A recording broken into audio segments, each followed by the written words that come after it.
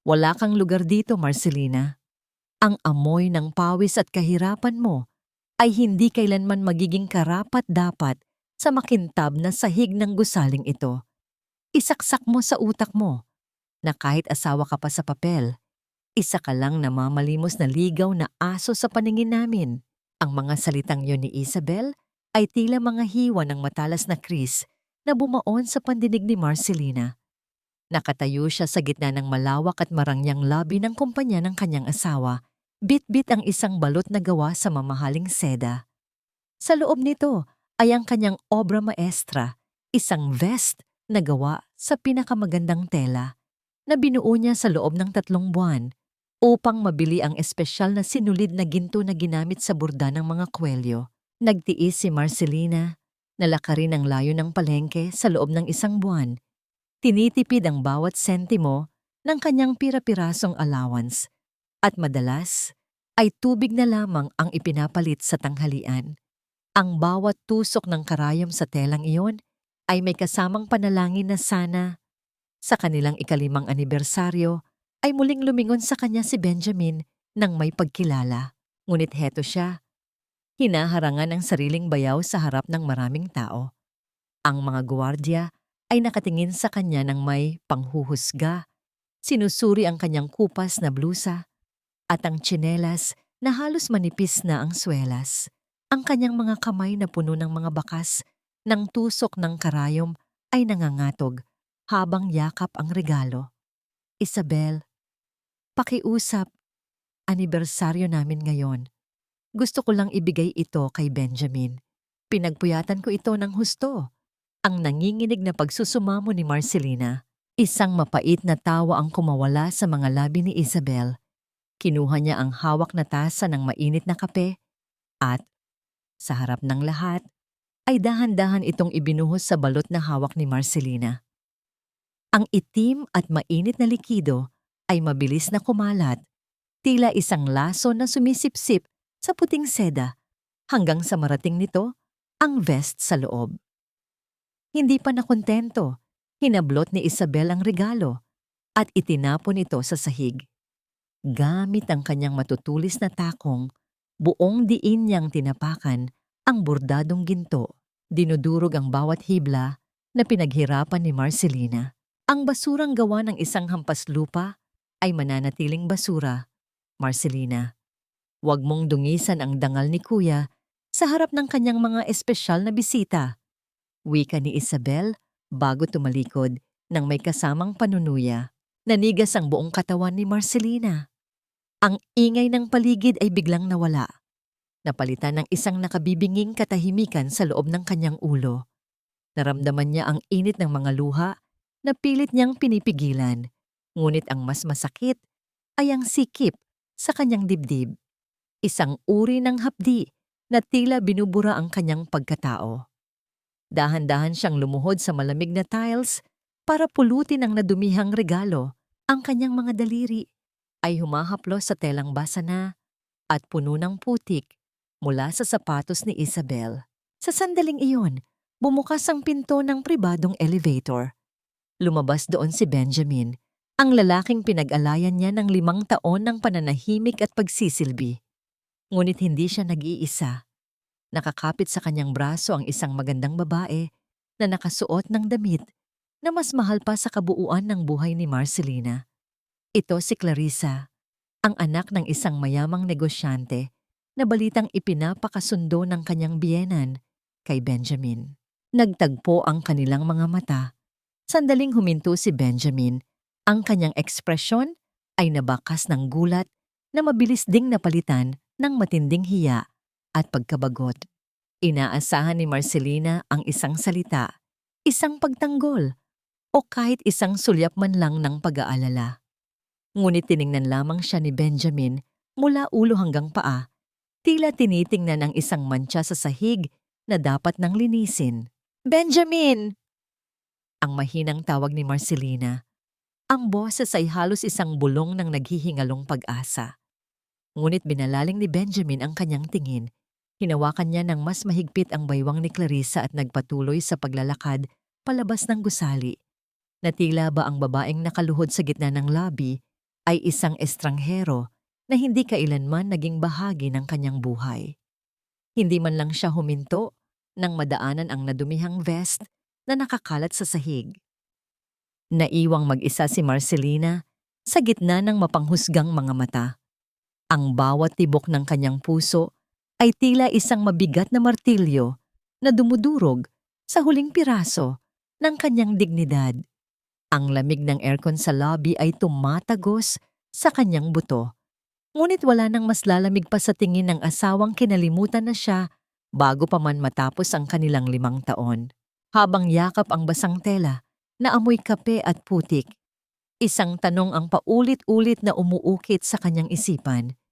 Tila isang madilim na awit na walang katapusan. Kung ang lahat ng sakripisyo at pag-ibig na ibinigay niya ay itinuring lamang na dumi sa ilalim ng kanilang mga paa, may natitira pa bang halaga ang kanyang hininga sa loob ng pamamahay na unti-unting pumapatay sa kanyang kaluluwa? Basa ang mga gilid ng kalsada at madilim ang langit nang makauwi si Marcelina sa mansyon ng mga De La Vega. Ang bawat hakbang niya ay tila may kalakip na kadena, bumibigat habang papalapit siya sa malaking pintuan na gawa sa inukit na nara. Hindi siya pumasok sa main entrance. Alam niya ang kanyang lugar. Dumaan siya sa gilid, sa maliit na pinto para sa mga katulong. Bitbit pa rin ang nadumihang balot ng vest na naging saksi sa kanyang pahiya kanina. Hindi pa man siya nakakatawid sa kusina. Ang boses ni Doña Esmeralda ay umalingaw-ngaw na sa pasilyo, kasing talim ng basong na tumatama sa bato. Nakaupo ang matanda sa dulo ng mahabang mesa, marangya ang suot na silk robe habang humihigop ng tsaa. Sa tabi nito ay si Isabel, na tila hinihintay talaga ang pagdating ni Marcelina upang simulan ang panibagong yugto ng paghihirap. Nandyan na pala ang pamosong asawa ni Benjamin, ang nakakaunawang wika ni Doña Esmeralda. Bagaman ang kanyang mga mata ay walang bakas ng kahit anong awa. Balita ko ay gumawa ka na naman ng eksena sa opisina. Hindi mo ba talaga kayang manatili na lang dito sa loob ng bahay nang hindi kami ipinapahiya? Mama, hindi ko po sinasadya. Gusto ko lang po sanang ibigay ang regalo ko para sa anibersaryo namin ni Benjamin. Mahinang sagot ni Marcelina. Nakayuko at hindi magawang tingnan ang biyenan. Padabog na ibinaba ni Doña Esmeralda ang kanyang tasa. Lumikha ito ng matunog na pagtama sa platito na tila isang babala. Anibersaryo? Akala mo ba ay sapat na ang basahang yan para bayaran ang lahat ng ginawa namin para sa'yo? Huwag mong kalilimutan, Marcelina, na kung hindi dahil sa perang ibinayad ko sa mga utang ng namayapa mong ama, nabulok na sana siya sa kulungan bago pa man siya namatay. Ang pananatili mo rito ay isang pabor. Utang na loob mo sa amin ang bawat butil ng kanin na isinusubo mo. Ang salitang utang na loob ay tila isang laso na matagal nang nananalaytay sa buhay ni Marcelina. Paulit-ulit itong ginagamit ni Doña Esmeralda upang pilayin ang kanyang espiritu. Para sa kanila, hindi siya asawa ni Benjamin. Siya ay isang bayad pinsala, isang ari-arian na pwedeng tapakan anumang oras nila gustuhin. Dahil marumi ang pangalan namin dahil sa ginawa mo kanina, linisin mo ang buong sahig ng sala. Ngayon din, ayaw kong makakita ng kahit anong bakas ng dumi o alikabok. Bago matulog si Benjamin, utos ng matanda. Kahit pagod at nanghihina ang katawan dahil sa kawalan ng kain at sa matinding emosyon, kumuha si Marcelina ng timba at basahan. Lumuhod siya sa malamig na marmol na sahig ng sala. Ang bawat kuskus niya ay may kasamang hapo. Ang sakit sa kanyang mga tuhod ay hindi maikukumpara sa hapdi ng kanyang puso. Habang naglilinis, naririnig niya ang tawanan ni na Isabel at Doña Esmeralda. Sa kabilang silid, nag-uusap tungkol sa kung gaano kaganda si Clarissa at kung paano ito mas nababagay sa kanilang pamilya. Look at her, Mama. Mukha talaga siyang muchacha. I can't believe Kuya married her. Rinig niyang bulong ni Isabel na may kasamang malutong na tawa. Tumulo ang isang butil ng luha ni Marcelina sa tubig na nasa timba. Lumilikha ng maliliit na alon na mabilis ding naglaho. Inisip niya si Benjamin. Nasaan na ito? Bakit hanggang ngayon ay hindi pa ito umuuwi? O baka naman ay mas pinili nitong manatili sa piling ng babaeng legal nilang ipinapakilala sa lahat? Sa pagod at sa panlalabo ng paningin dahil sa luhang pilit itinatago, hindi sinasadyang nasagi ni Marcelina ang isang maliit na side table. Ang isang mamahaling ceramic plate na paborito ni Doña Esmeralda ay dahan-dahang nawalan ng balanse. Ang pagtama nito sa matigas na sahig ay nagdulot ng isang matalim na tunog ng pagkabasag. Ang mga piraso ng seramika ay nagkalat, tila sumasalamin sa unti-unting pagkadurog ng pag-asa ni Marcelina.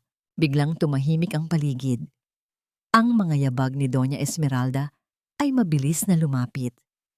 Bago pa man makahingi ng paumanhin si Marcelina, naramdaman niya ang isang malakas at mainit na sampal na dapo sa kanyang kaliwang pisngi.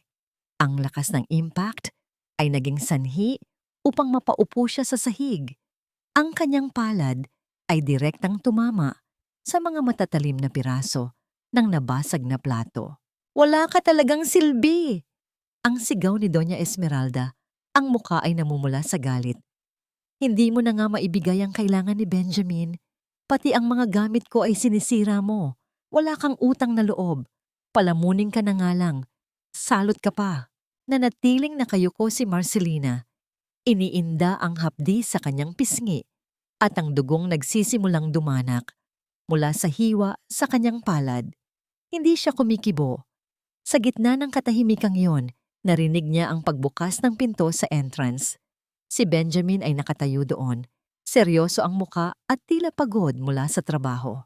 Tiningnan ni Benjamin ang kanyang asawa na nakasalampak sa sahig, may dugo sa kamay, at ang kanyang ina na nanginginig pa sa galit. Sa halip na lumapit para tulungan si Marcelina, huminga lamang siya ng malalim at iniwasang tingin.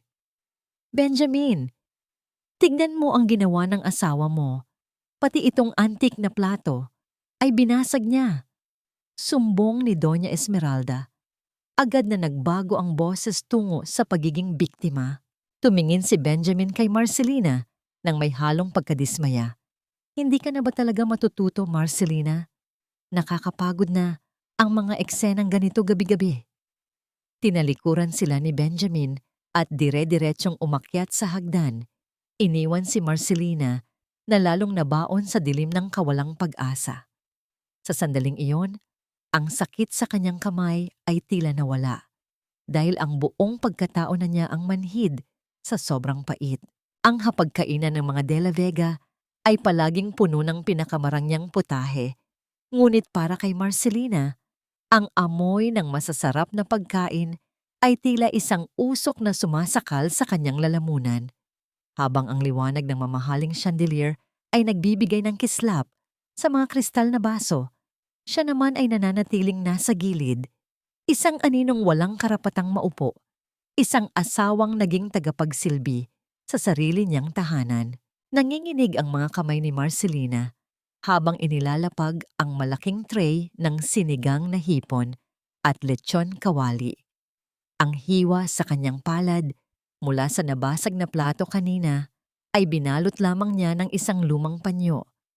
At sa tuwing humahawak siya sa mainit na mangkok, ang hapdi ay gumuguhit hanggang sa kanyang balikat. Ngunit mas masakit ang bawat sulyap ni Isabel na tila naghahanap ng anumang pagkakamali upang siya ay kutyain. "Marcelina, ang bagal mo naman. Gutom na kami. Baka gusto mong bilisan ang paglalagay ng kanin sa plato ni Benjamin." Ang utos ni Doña Esmeralda. Ang boses ay puno ng awtoridad na hindi tumatanggap ng pagtutol.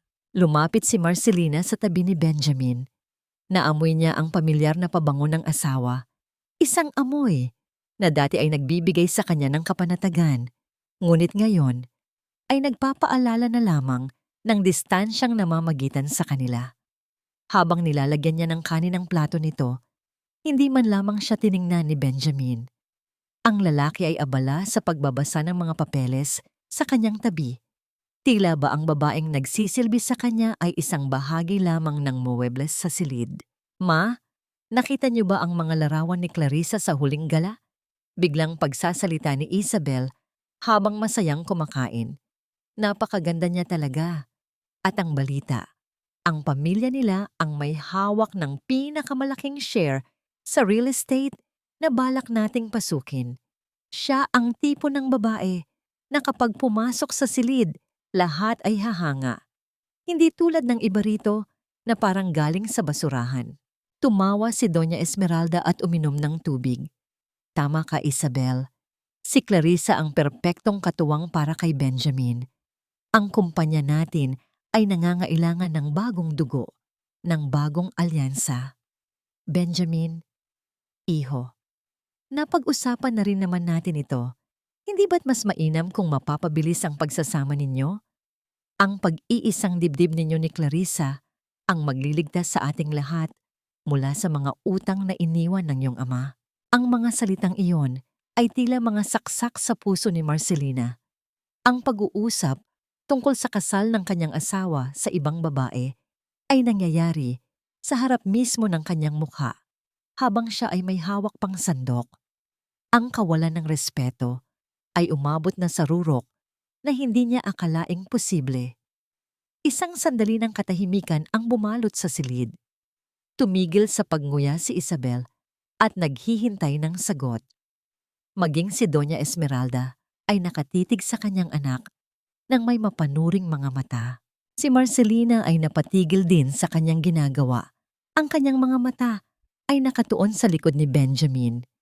Huminto ang kanyang hininga. Sa kaibuturan ng kanyang puso, umaasa pa rin siya. Umaasa siyang sasabihin ni Benjamin na may asawa na siya, na hindi niya kayang gawin iyon, na kahit paano ay may halaga pa ang kanilang sumpaan sa harap ng dambana 5 taon na ang nakalilipas. Dahan-dahang ibinaba ni Benjamin ang kanyang mga kubyertos.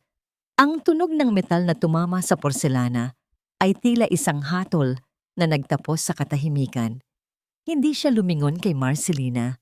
Hindi niya man lang tiningnan ang panyong may bahid ng dugo sa kamay ng kanyang asawa na nasa tabi lang niya. Gawin niyo kung ano ang sa tingin niyo ay makakabuti para sa pamilya, Mama. Ang malamig na sagot ni Benjamin. Kung ang pakikipag-ugnayan kay Clarissa ang solusyon sa problema ng kumpanya, wala akong balak na tumutol. Pagod na rin ako sa sitwasyon natin ngayon. Nagpatuloy si Benjamin sa pagkain. Tila ba ang pagtataksil na kakausalin lamang niya ay kasing baliwala ng pagpili ng ulam. Ang kanyang boses ay walang bakas ng pag-aalinlangan, walang bahid ng pagsisisi. Nabitawan ni Marcelina ang sandok na hawak niya. Ang pagtama nito sa mesa ay lumikha ng isang mahinang tunog, ngunit sapat na yon para makuha ang atensyon ni Isabel. Ayan na naman, napaka-clumsy mo talaga. Ang singhal ni Isabel. Dinalhan ka na nga rito para may silbi ka, pati paghawak ng sandok hindi mo magawa ng maayos. Umalis ka na nga rito, Marcelina. Nakakawala ka ng gana. Hindi sumagot si Marcelina. Ang kanyang paningin ay nagsimulang lumabo dahil sa mga luhang hindi na niya kayang pigilan. Tiningnan niya ang batok ni Benjamin, naghihintay ng kahit kaunting senyales na nasasaktan din ito. Ngunit ang lalaki ay patuloy lang sa pagsubo.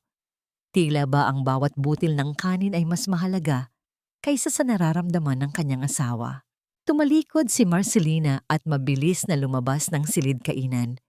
Hindi siya nagtungo sa kanilang kwarto dahil alam niyang hindi na siya welcome doon. Naglakad siya patungo sa madilim na bahagi ng kusina, doon sa tabi ng lababo kung saan siya madalas mag-isa. Habang yakap ang kanyang sarili, naramdaman niya ang matinding panginginig. Ang bawat salita ni Benjamin ay paulit-ulit na umaalingaw-ngaw sa kanyang isipan. Ang hapdi ng hiwa sa kanyang kamay ay naging manhid na dahil ang kanyang buong kaluluwa ay tila unti-unting namamatay sa loob ng bahay na itinuring niyang tahanan, ngunit naging kulungan pala ng kanyang kaligayahan. Sa labas, ang ulan ay nagsimulang pumatak ng malakas, tila nakikiramay sa bawat luhang dumadaloy sa pisngi ni Marcelina, habang pinagmamasdan niya ang dilim ng gabi sa labas ng bintana. Isang masamang pakiramdam ang nanunuot sa kanyang sistema. Alam niyang ito pa lamang ang simula ng mas matinding bagyo na ibubuhos sa kanya ng pamilyang De La Vega. Ang utang na hindi nababayaran ng salapi ay isang habambuhay na pagkakaalipin at para kay Marcelina, ang tanikalang ito ang unti-unting pumapatay sa kanyang kaluluwa.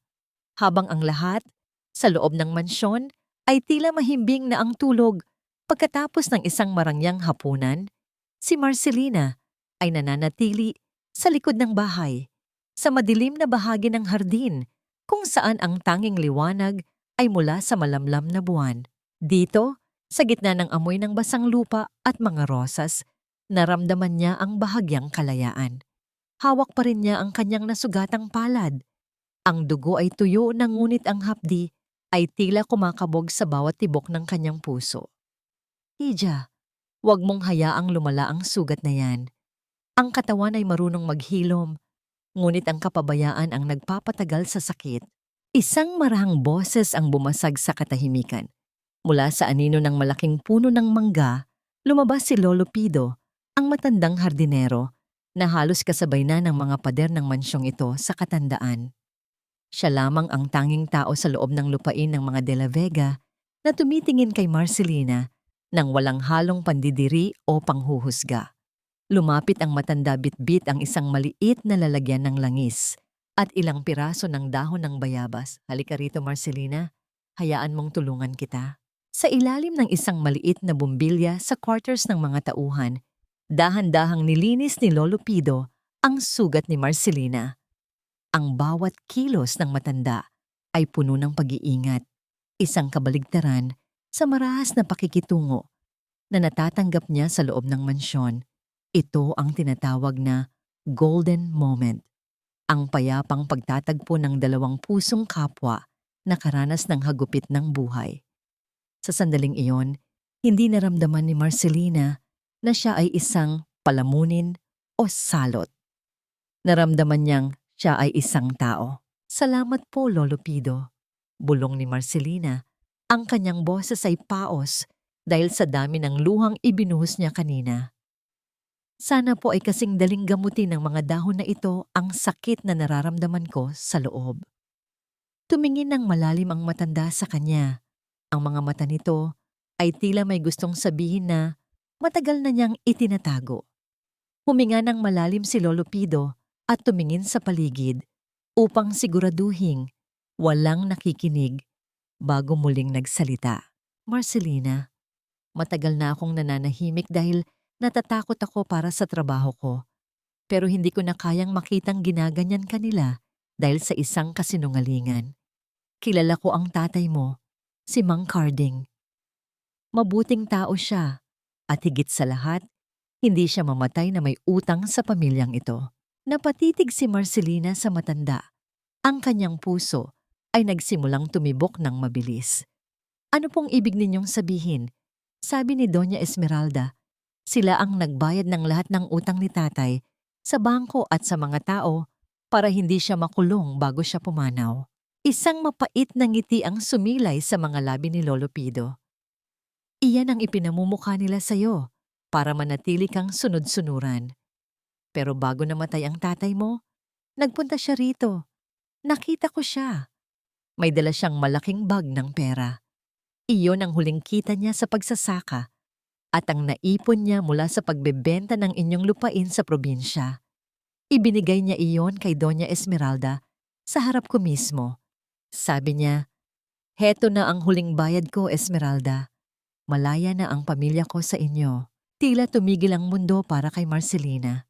Ang bawat salita ni Lolo Pido ay parang isang kidlat na nagbigay liwanag sa madilim na silid ng kanyang nakaraan. Ang utang na loob na palaging ipinupukol sa kanya, ang dahilan kung bakit niya tiniis ang lahat ng pang-aapi sa loob ng 5 taon, ay isa lamang palang malaking panlilinlang. Bakit po niyo ngayon lang ito sinabi? Nangangatog na tanong ni Marcelina. Dahil ngayon ko lang nakita ang apoy sa mga mata mo, Hija. Kanina, habang tinitignan mo si Benjamin, nakita ko ang isang pusong pagod na sa pagtitiis. Huwag kang maniwala sa lahat ng sinasabi ng Donya. Ang mga dokumentong hawak niya, posibleng peke ang mga iyon. Hindi na nagawa pang sumagot ni Marcelina dahil biglang may narinig silang kaluskos mula sa likuran ng malalabay na halaman ng San Francisco. Hindi ito tunog ng hangin, kundi tunog ng mga tuyong dahon na naapakan ng isang mabigat na sapatos. Isang anino ang mabilis na gumalaw patungo sa direksyon ng mansyon. Nagkatinginan sina Lolo Pido at Marcelina. Ang kaba ay bumalot sa kanilang dalawa. Sino ang nakarinig?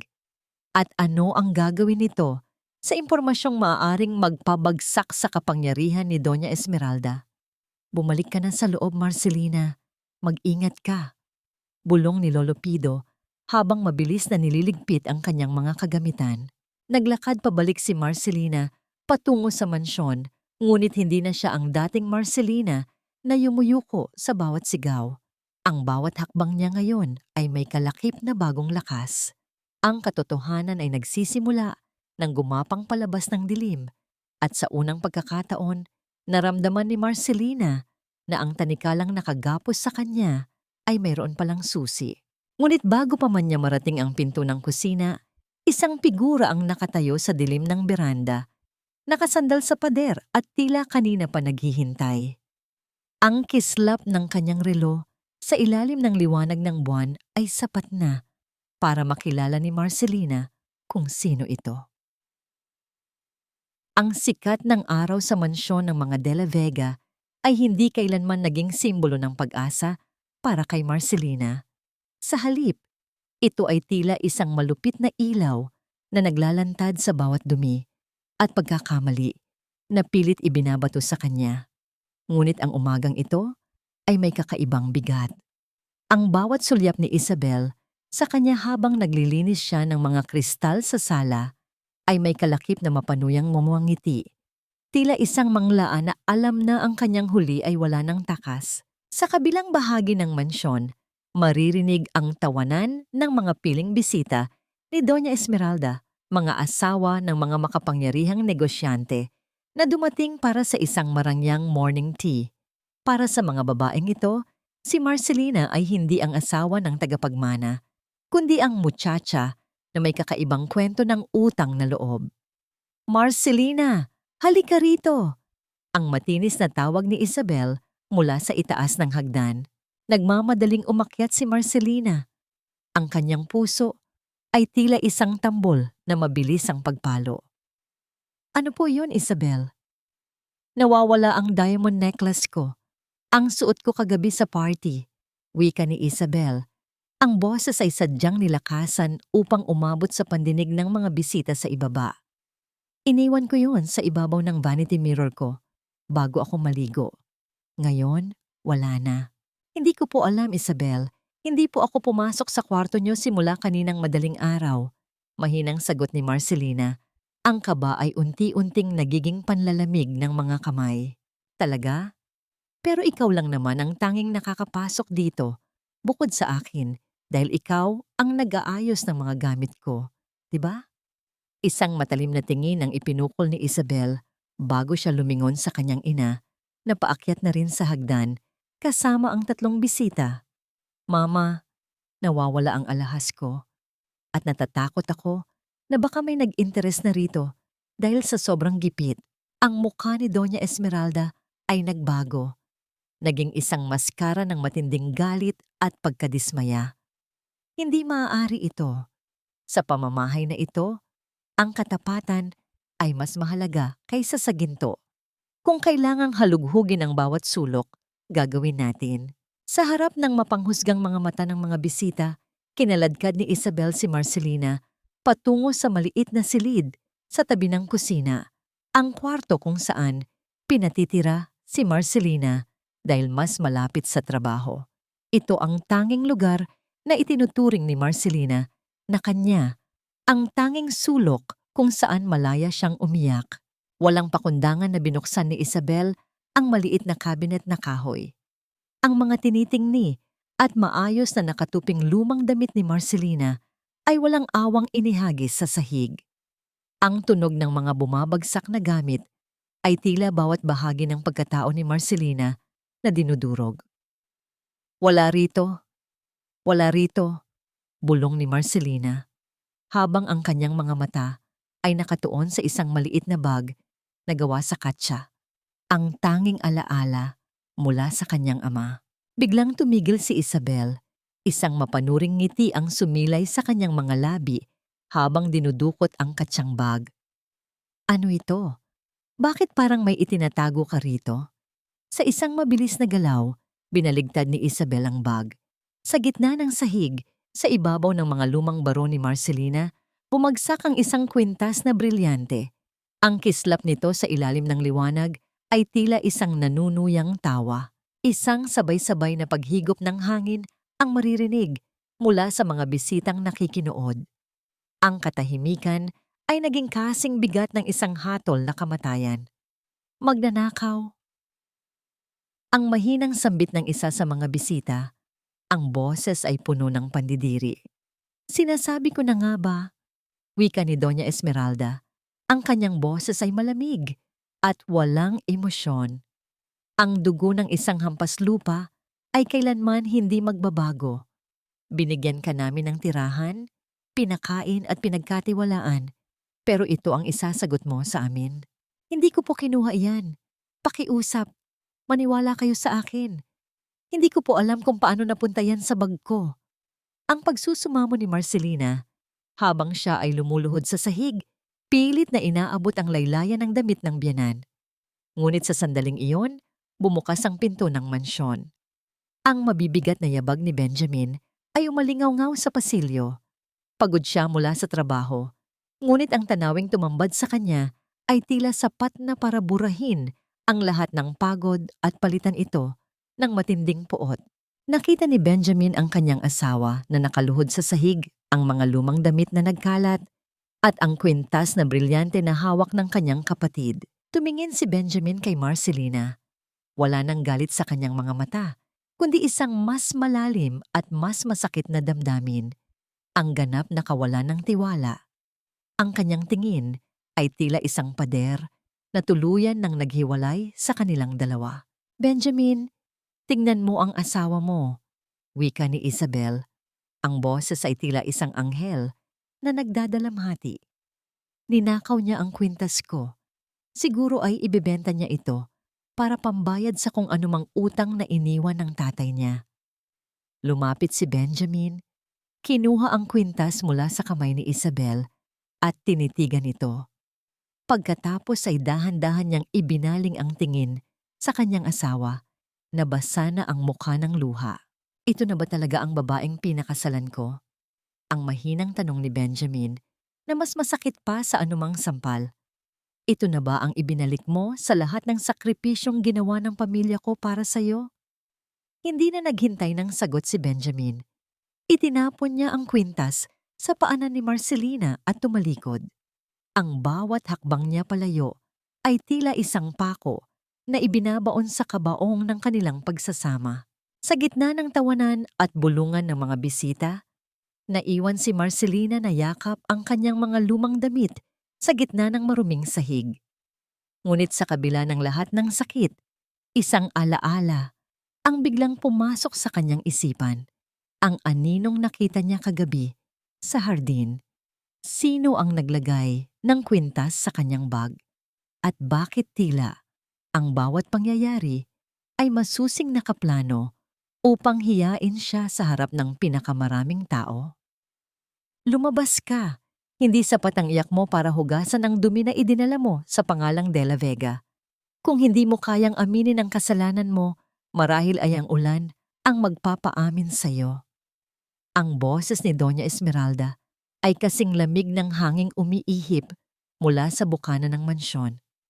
Sa labas, ang langit ay tila nakikiramay sa dilim ng kalooban ng mga tao sa loob.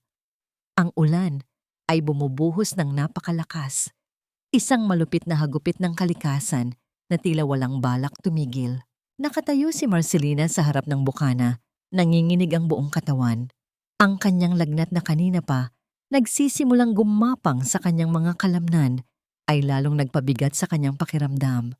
Ang bawat hininga niya ay tila may kasamang apoy na nagmumula sa kanyang lalamunan. Mama, pakiusap. May sakit po si Marcelina. Isang mahinang pagtatangka ni Benjamin na magsalita mula sa likuran.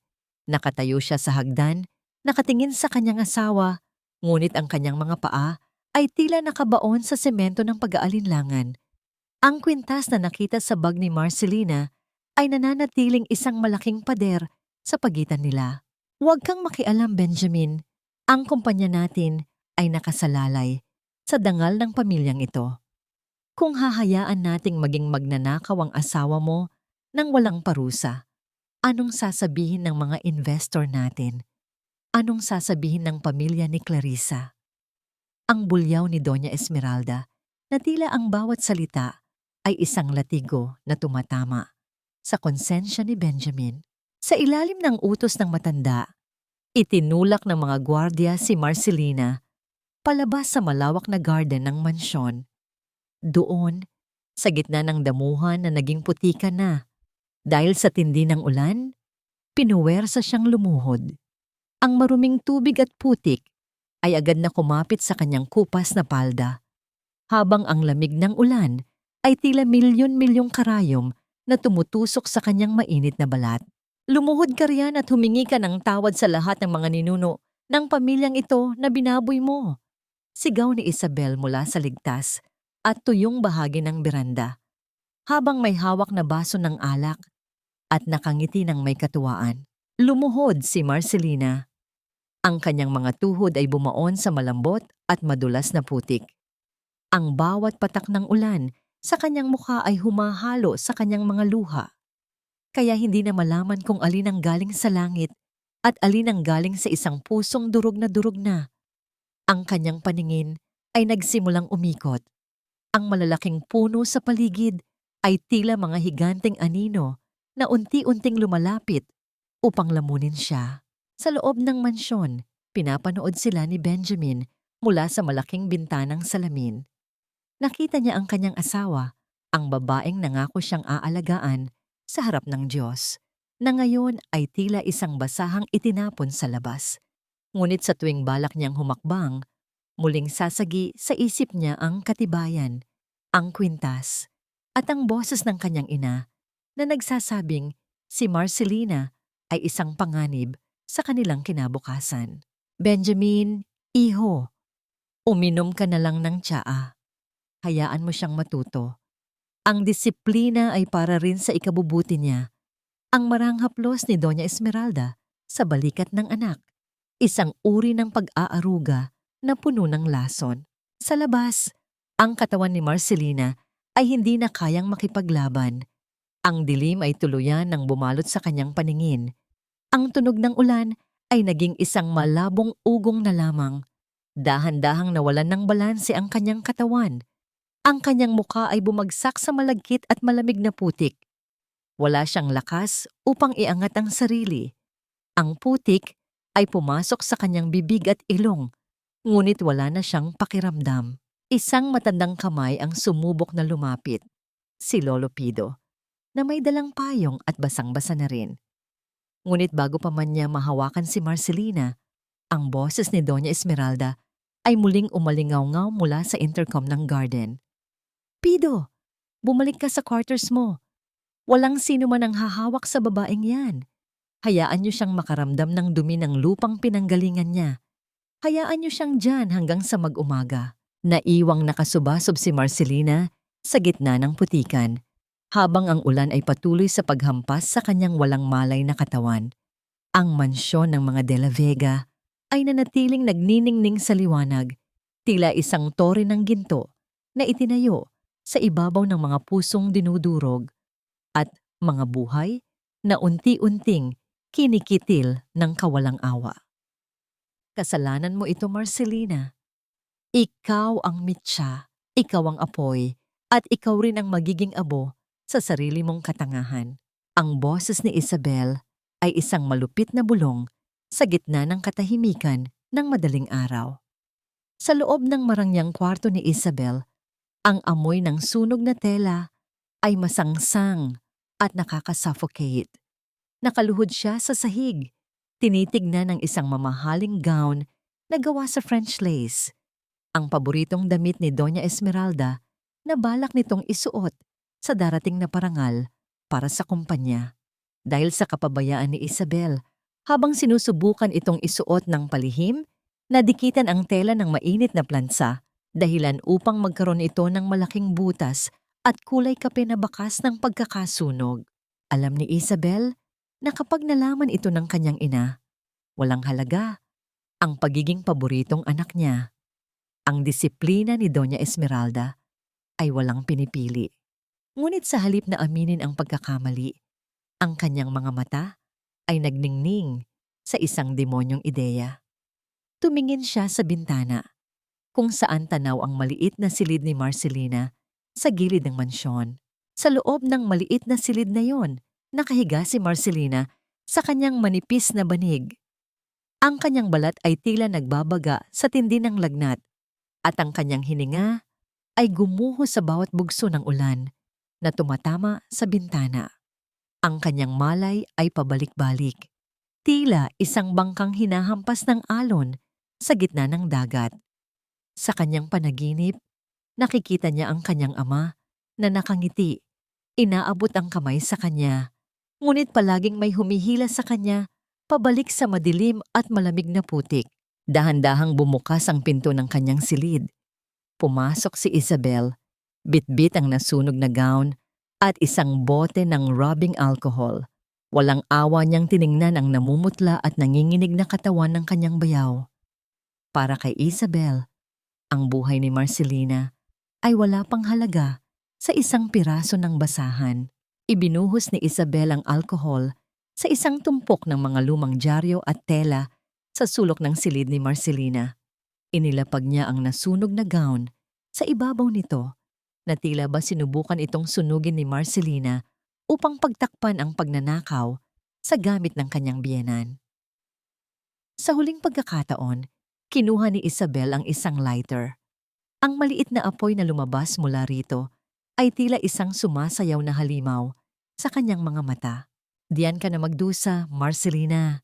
Isama mo sa impyerno ang lahat ng ebidensya ng pagiging malas mo sa pamilyang ito.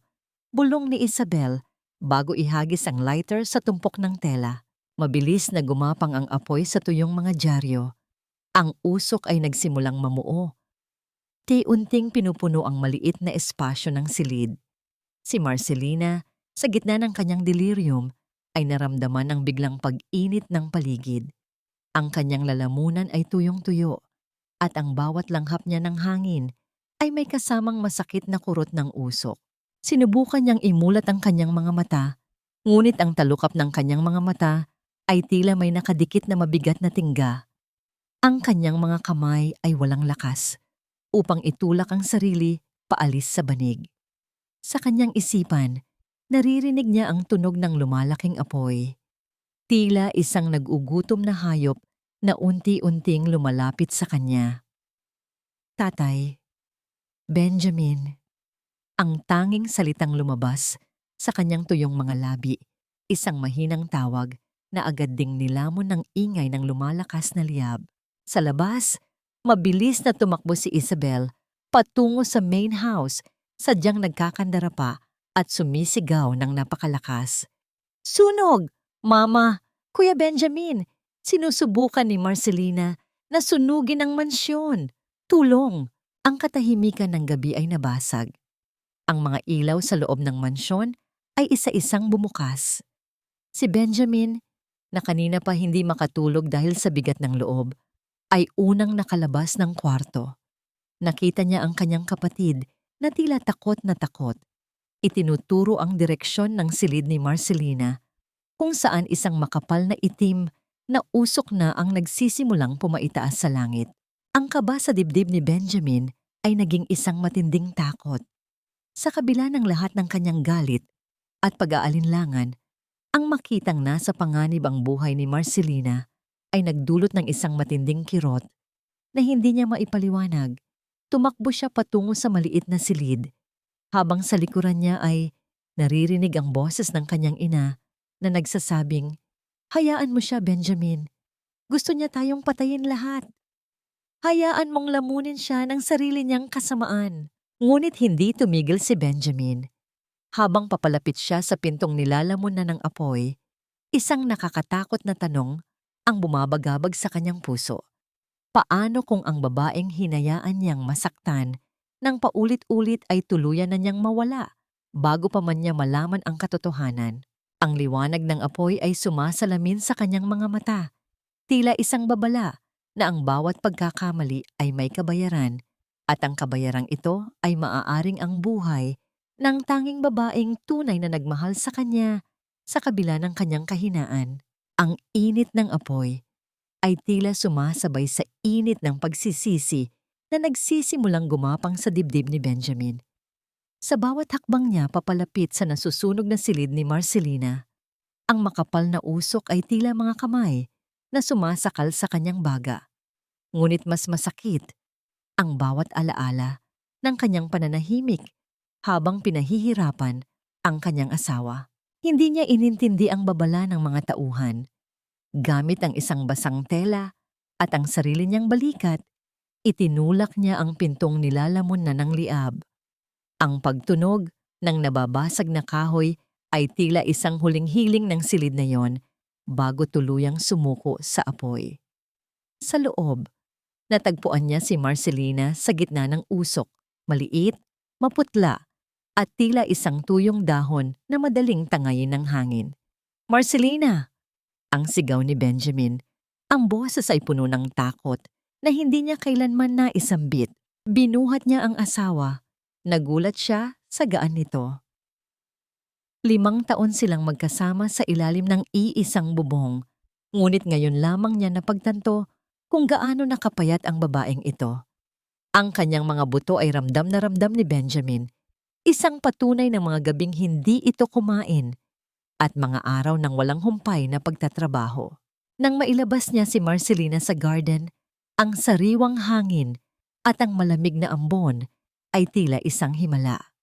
Inilapag niya ang asawa sa damuhan at doon, sa ilalim ng malamlam na ilaw ng mansyon, nakita niya ang mukha nito. Ang uling ay humalo sa luha at putik sa balat ni Marcelina. Ngunit ang lagnat nito ay nananatiling mataas, tila isang apoy na nagmumula sa loob. "Huwag kang magpaloko sa kanya, Benjamin. Tignan mo ang gown ko." Sinunog niya. Ang boses ni Doña Esmeralda ay bumasag sa sandali ng pag-aalala. Nakatayo ang matanda sa beranda, hindi man lang nababakas ang takot para sa buhay ng kanyang manugang. Ito ay isang konyukke, isang palabas lamang para kaawaan mo siya. Sinunog niya ang kwarto niya para pagtakpan ng pagnanakaw at para bumalik ang loob mo sa kanya. Ganyan katuso ang mga taong galing sa putik. Napatingin si Benjamin sa kanyang ina. Pagkatapos ay muli sa kanyang asawa. Sa isip niya, ang mga salita ng ina ay tila isang pamilyar na kanta na madaling paniwalaan. Ngunit nang hawakan niya ang kamay ni Marcelina para suriin ang pulso nito, naramdaman niya ang isang bagay na nagpatigil sa kanyang mundo. Ito ang golden moment, ang sandali ng masakit na pagtuklas. Ang mga kamay ni Marcelina ay puno ng mga kalyo at maliliit na peklat. Hindi lamang ito mula sa mga tusok ng karayom. Sa bahaging itaas ng kanyang braso na ngayon ay bahagyang nakalantad dahil sa punit na damit, nakita ni Benjamin ang mga lumang peklat ng paso mula sa pagluluto at ang mga marka ng pagkakapasa na tila matagal nang iniinda. Ang mga kamay na ito ang nagluto ng kanyang mga paboritong pagkain. Ang mga balikat na ito ang bumuhat ng mabibigat na gamit na ayaw hawakan ni Isabel. Ang babaeng ito ay hindi nagpapakita ng palabas. Ang kanyang buong katawan ay isang mapa ng paghihirap na ibinigay nila sa kanya. "Ma, may sakit siya." Halos hindi na siya humihinga. Ang tanging nasabi ni Benjamin, ang kanyang boses ay nanginginig sa pagitan ng galit sa sarili at pagtatanggol sa asawa. "Nilalaro ka lang niya, Benjamin. Kung tapat siya, bakit niya susunugin ang gown ko? Bakit nakita sa kanya ang kwintas ni Isabel?" Ang giit ni Doña Esmeralda habang si Isabel ay nasa tabi niya, pilit na umiiyak ng walang luha. Dinala ni Benjamin si Marcelina sa loob ng mansyon, sa isang guest room na malayo sa mapanghusgang mga mata ng kanyang ina. Habang nililinis niya ang uling sa mukha ng asawa, gamit ang isang basang bimpo, isang butil ng luha ang dahan-dahang gumulong mula sa mga mata ni Benjamin. Ito ang kanyang unang patak ng luha para kay Marcelina sa loob ng 5 taon. Ngunit ang katahimikan ay panandalian lamang. Habang pinagmamasdan ni Benjamin ang mahimbing na pagkakaidlip ng asawa, napansin niya ang likod nito na bahagyang nakabukas dahil sa sunog na tela. Isang malaking pasa at mapulang marka ang naroon, tila isang bakas ng marahas na pagkakahawak o pagkakasakal. Hindi ito nakuha sa apoy, hindi rin ito nakuha sa pagkakadapa sa putik. Isang matinding pagdududa ang nagsimulang mabuo sa isipan ni Benjamin. Tumingin siya sa pintuan ng kwarto kung saan naririnig pa rin ang mahinang tawanan nina Isabel at ng kanyang ina mula sa baba. Sa unang pagkakataon, ang mansyong ito na itinuring niyang simbolo ng tagumpay ay tila naging isang madilim na kuta ng mga kasinungalingan. Anong lihim ang itinatago ng kanyang sariling pamilya? At hanggang kailan mananatiling tikom ang bibig ni Marcelina kapag nagising na siya sa gitna ng impyernong ito? Huwag kang mag-inarte, Marcelina. Kaunting usok langon, hindi ka mamatay. Ang mabuti pa, magpunta ka sa kusina at ipagtimpla mo ako ng tsaa. Masama ang timpla ng loob ko dahil sa ginawa mong gulo kagabi. Ang boses ni Isabel ay walang bahid ng pagsisisi. Kahit na ilang oras pa lamang ang nakalilipas, simula nang muntik nang mamatay si Marcelina sa apoy. Sa loob ng kusina, ang liwanag ng umaga ay tila nanunukso kay Marcelina. Nakatayo siya sa harap ng kalan. Ang kanyang mga binti ay nanginginig at ang kanyang paningin ay paminsan-minsang nagdidilim dahil sa hindi pa rin bumababang lagnat. Sa kabila ng pagtatangka ni Benjamin na pagpahingahin siya sa guest room, mabilis siyang kinaladkad palabas ni Doña Esmeralda nang makaalis si Benjamin para sa isang biglaang meeting sa kumpanya. Para sa matandang De La Vega, ang bawat minutong hindi nagtatrabaho si Marcelina ay isang pagnanakaw sa pera ng pamilya. Dahan-dahan ang kilos ni Marcelina. Ang bawat pag-angat ng kanyang kamay para kuhanin ang takure ay tila isang napakabigat na gawain. Ang kanyang isipan ay pilit na bumabalik sa mga sinabi ni Lolo Pido tungkol sa kanyang tatay. Malaya na sila. Wala silang utang. Ngunit heto siya, hinahayaang muling tapakan dahil sa takot at sa panghihina ng katawan. Bilisan mo, napakabagal mo talaga. Para kang pagong. Ang singhal ni Isabel na pumasok sa kusina. Suot niya ang isang mamahaling silk robe. Ang kanyang mukha ay puno ng pagkainis dahil hindi siya nakakuha ng atensyon mula kay Benjamin kaninang umaga. Lumingon si Marcelina. Ang kanyang boses ay halos isang bulong na lamang. Isabel, pakiusap, sandali lang. Nahihilo lang po talaga ako. Nahihilo? O baka naman nag-iisip ka na naman ng bagong paraan para makuha ang awa ni Kuya? Alam mo, Marcelina, sawang-sawa na ako sa mukha mo. Sawang-sawa na ako sa pag-arte mo na parang ikaw ang api. Naglalakad si Isabel palapit sa lababo, kung saan kasalukuyang isinasalin ni Marcelina ang bagong kulong tubig sa isang porselanang pitsel. Ang usok mula sa mainit na tubig ay pumapaitaas, kasing init ng puot na nananalaytay sa mga mata ni Isabel. Sa isang sadyang pagkakataon, habang pilit na inaagaw ni Isabel ang pitsel mula sa kamay ni Marcelina para bilisan, kunwari ang paggawa, itinuon niya ang bigat ng kanyang katawan sa braso ng bayaw. Ang pitsel na puno ng kumukulong tubig ay nawalan ng balanse. Hindi ito aksidente. Sa isang mabilis at tuso na galaw, hinayaan ni Isabel na ang bunganga ng pitsel ay direktang tumama sa balikat at bumuhos pababa sa likod ni Marcelina. Ang tunog ng porselanang nabasag sa sahig ay naging hudyat ng isang trahedya. Walang lumabas na sigaw mula sa mga labi ni Marcelina. Ang sakit ay napakatindi. napakabilis, at napakalalim na ang kanyang katawan ay nakalimot kung paano huminga. Naramdaman niya ang init na tila nanunuot hanggang sa kanyang mga buto. Tila ang bawat hibla ng kanyang balat ay untunting natutunaw. Napaupo si Marcelina sa sahig. Ang kanyang mga kamay ay nakakapit sa kanyang dibdib, habang ang kanyang likuran ay tila sinusunog ng libu-libong nagbabagang uling. Ang kanyang mga mata ay nanlaki. Ang luha ay hindi na makalabas dahil sa sobrang shock. Ay my God, Marcelina, ang tanga-tanga mo naman. Bakit mo nabitawan? Ang sigaw ni Isabel. Ngunit ang kanyang mga mata ay kumikislap sa katuwaan. Agad siyang tumakbo palabas ng kusina habang sumisigaw ng, "Mama! Mama!" Si Marcelina, itinapon sa akin ang mainit na tubig. Mabuti na lang at nakaiwas ako. Pumasok si Doña Esmeralda sa kusina. Tinitigan niya si Marcelina na nangingisay sa sakit sa sahig, ngunit walang bakas ng habag sa kanyang mukha. Nakita niya ang mapulang balat ng manugang na nagsisimula nang magkaroon ng malalaking paltos. Tama na ang drama. Sinubukan mong saktan ang anak ko? Napakasama mo talagang babae ka, ang bulyaw ni Doña Esmeralda. Dahil sa ginawa mo, hindi ka na dapat manatili sa loob ng bahay na ito. Baka kung ano pa ang gawin mo sa amin habang natutulog kami. Mama, ang sakit po. Pakiusap. Ospital. Ang halos hindi marinig na pagsusumamo ni Marcelina. Ang kanyang boses ay puno ng panginginig. Ospital? Para sa isang taong gustong pumatay sa anak ko? Magdusa ka. Lumingon si Doña Esmeralda sa dalawang lalaking tauhan na laging sumusunod sa kanya. Bitbitin niyo ang babaeng yan.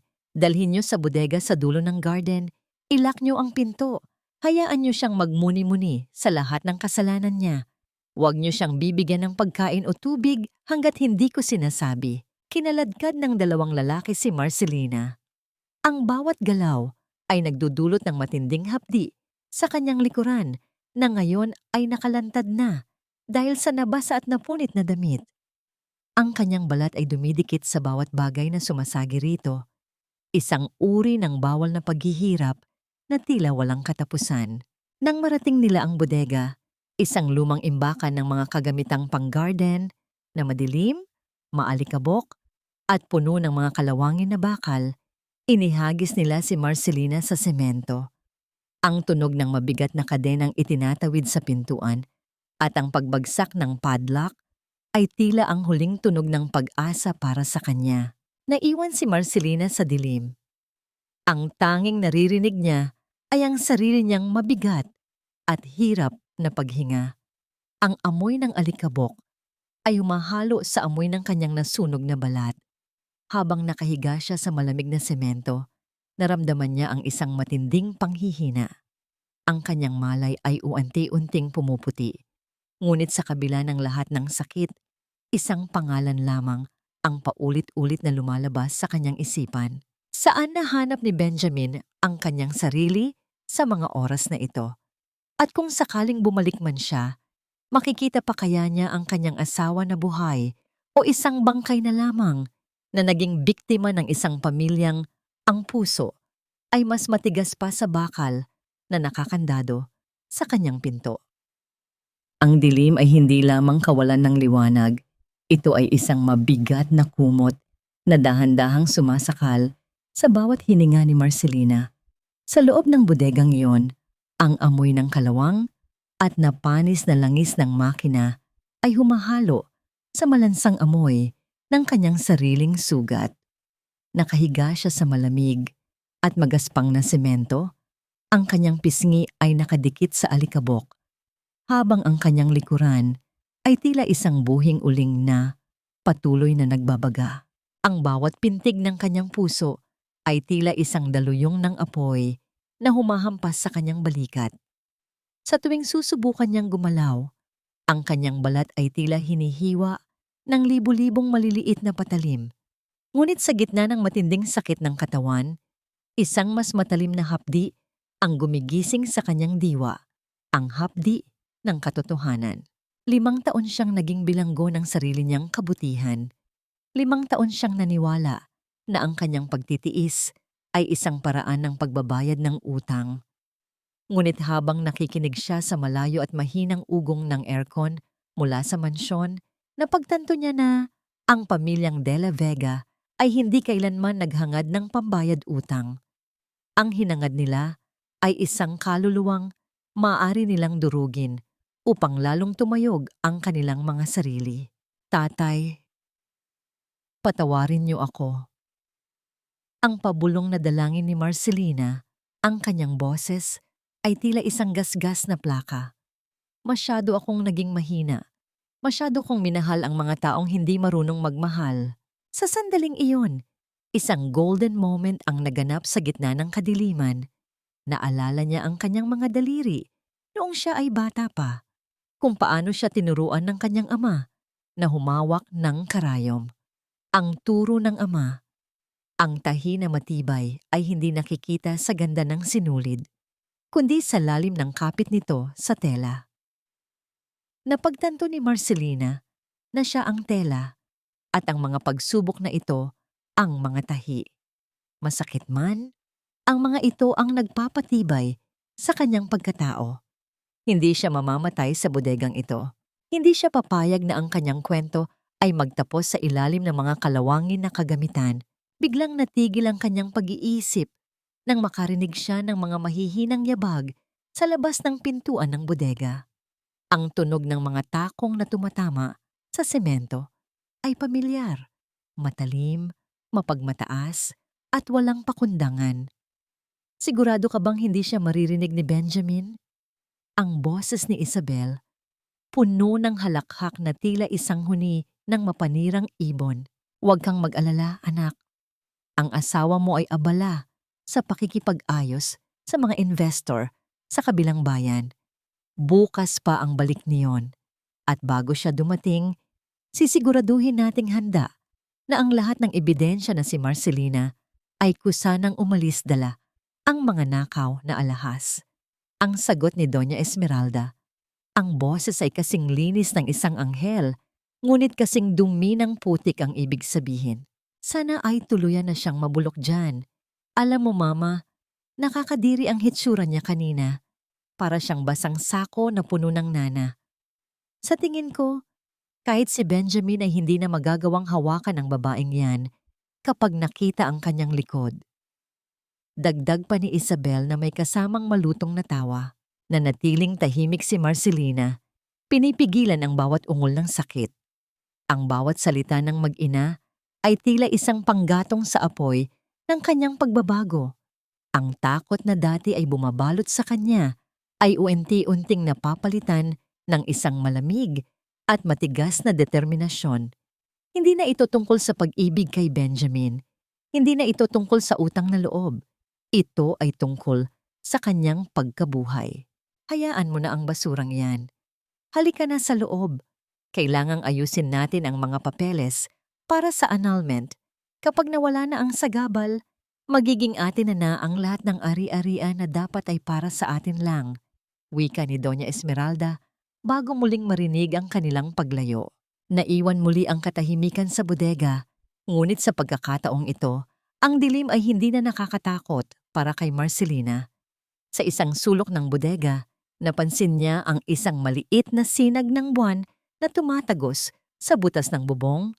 Tumatama ito sa isang lumang bakal na lagari. Sa kabilang bahagi ng dingding, narinig niya ang isang mahinang katok. 3 beses. Isang hudyat na hindi siya nag-iisa. Isang hudyat na sa kabila ng mga padlock at kadena, ang katotohanan ay may sariling paraan upang makalusot. Hiha! Marcelina, naririnig mo ba ako? Ang bulong na yon ay tila isang anghel na bumaba sa impyerno ni Marcelina. Sa gitna ng kanyang delirium, sa pagitan ng bawat hapdi ng kanyang nasunog na balat, narinig niya ang boses ni Lolo Pido mula sa isang maliit na bitak sa dingding na kahoy ng bodega. Kahit ang bawat paggalaw ng kanyang panga ay nagdudulot ng kirot, pinilit ni Marcelina na ilapit ang kanyang mukha sa pinagmumula ng tinig. Lolo Pido, ang sakit po. Ang pabulong na sagot ni Marcelina, ang kanyang boses ay tila gasgas na papel na nagkiskisan. Magtiis ka, Hija. Hindi kita pababayaan. Heto, uminom ka muna kahit kaunti. Wika ng matanda. Mula sa bitak ipinasok ni Lolo Pido ang isang manipis na hose ng tubig na ginagamit sa garden. Ang unang patak ng tubig sa tuyot na labi ni Marcelina ay tila isang buhay na dumaloy sa kanyang nanghihinang katawan. Marcelina, makinig ka. Hindi sapat ang tubig lang. Kailangan mo ng sandata. Muling bulong ni Lolo Pido. Mula sa bitak, dahan-dahan niyang ipinasok ang isang maliit at lumang cellphone. Iyan ang lumang telepono ko. Itago mo yan sa ilalim ng mga basahan. May recording function yan. Alam kong babalik dito ang mag-ina para saktan ka muli sa pananalita. Gamitin mo yan. Iyan ang magpapalaya sa'yo. Nanginig ang mga kamay ni Marcelina habang hinahawakan ang telepono. Ang bigat nito ay tila bigat ng kanyang kinabukasan. Bago pa man siya makapagpasalamat, narinig ang tunog ng papalapit na mga yabag ng sapatos. Mabilis na naglaho ang anino ni Lolo Pido sa labas. Bumukas ang padlock ng bodega nang may malakas na tunog ng bakal na nagkiskisan. Pumasok si Isabel, nakatakip ang ilong ng isang panyo na may pabango, tila diring-diri sa amoy ng silid. Kasunod niya si Doña Esmeralda, na tila reynang bumibisita sa isang piitan. Buhay ka pa pala, Marcelina. Matigas talaga ang balat mo, kasing tigas ng mukha mo. Ang panunuya ni Isabel. Lumapit siya at sadyang itinapak ang kanyang sapatos malapit sa sugatang kamay ni Marcelina. Sayang ang gown ni Mama, di ba? Pero huwag kang mag-alala. Sulit naman ang pagkakasunog niyon dahil ngayon, siguradong-sigurado na ang pag-alis mo rito. Sa ilalim ng isang lumang sako, dahan-dahang pinindot ni Marcelina ang button ng telepono. Ang kanyang puso ay tila lalabas sa kanyang dibdib sa takot na baka marinig ang anumang tunog. Ngunit ang katahimikan ng gabi ay pabor sa kanya. Isabel, tama na ang satsat. Sabihin mo na sa kanya ang dapat niyang malaman bago natin siya tuluyang paalisin. Utos ni Doña Esmeralda. Tumawa ng mapait si Isabel. Alam mo ba, Marcelina, gustong-gusto ko ang hitsura mo noong ibinuhos ko ang mainit na tubig sa likod mo. Napakagaling kong umarte, di ba? Akala ni Mama, aksidente, pero ang totoo, pinanood ko ang bawat segundo ng pagkapaso ng balat mo. At yung kwintas, ako ang naglagay niyon sa bag mo habang tulog ka. Napakadali mong linlangin dahil masyado kang mabuti. O dapat ko bang sabihing masyado kang tanga? Ang bawat salitang lumalabas sa bibig ni Isabel ay malinaw na naire-record ng lumang telepono. Ang pag-amin sa bawat krimen, ang pagtawa sa bawat hapdi ni Marcelina ay tila mga pako na uent-unting bumabaon sa sarili nilang kabaong. Ngayong alam mo na ang katotohanan, wala ka ring magagawa. Sino ang maniniwala sa isang magnanakaw at mamatay tao na tulad mo? Si Benjamin? Mas pinaniniwalaan niya ang bawat salita ko kaysa sa mga luha mo. Dagdag ni Doña Esmeralda nang may kasamang ngiting tagumpay.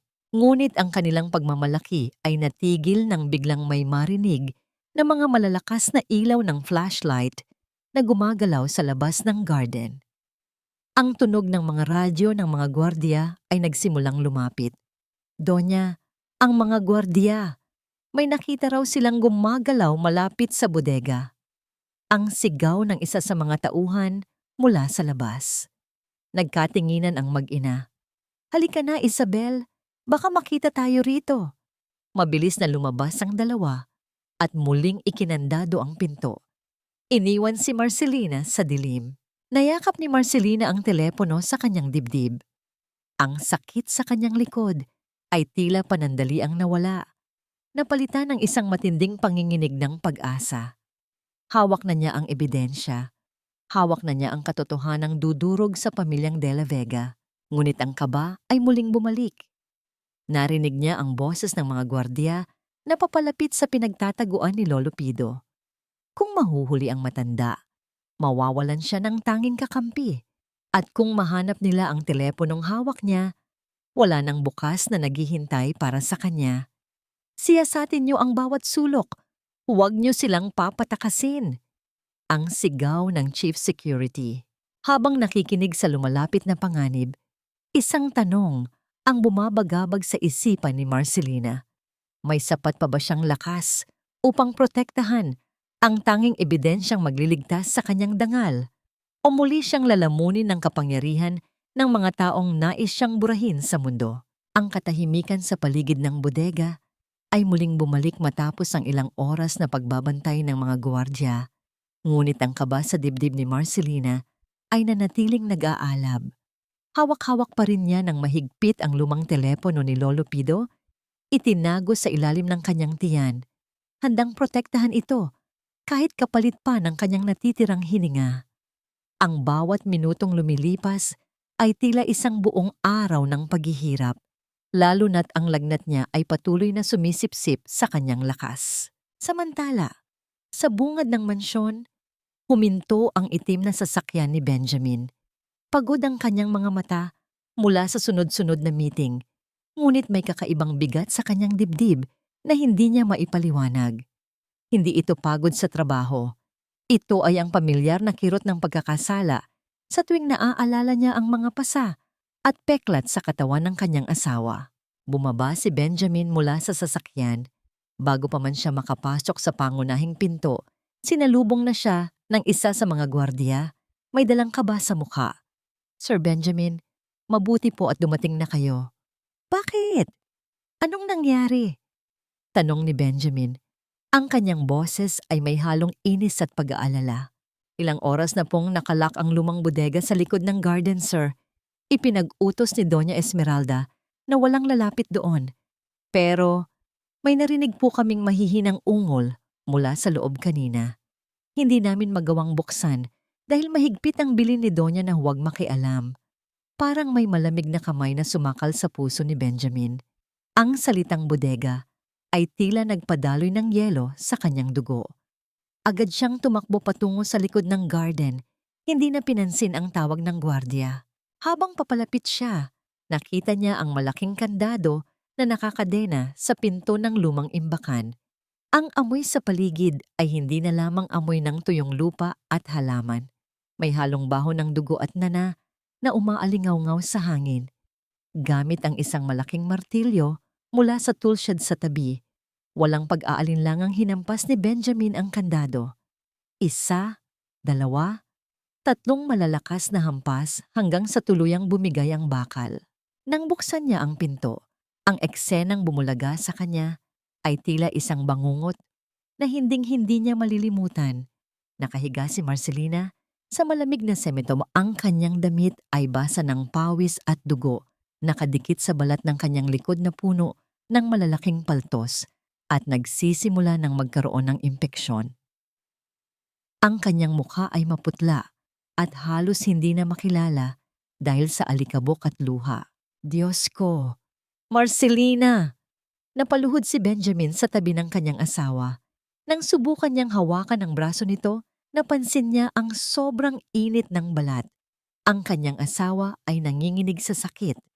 Ngunit ang mga mata nito ay nakadilat at puno ng isang malamig na determinasyon.